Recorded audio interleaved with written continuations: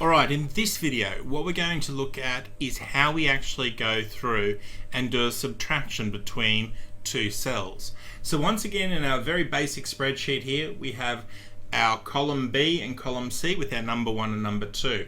So in this case we want to take the value from B4 from the value in C4.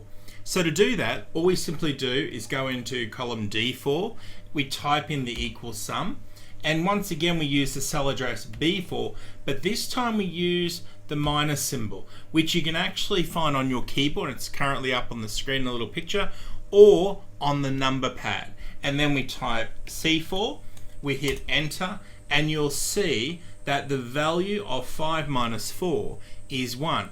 Now, one of the key things you need to be very careful of is which value you put in which column. Now that all depends on what sort of calculations you're actually doing. So in this case here, I always want that to be positive.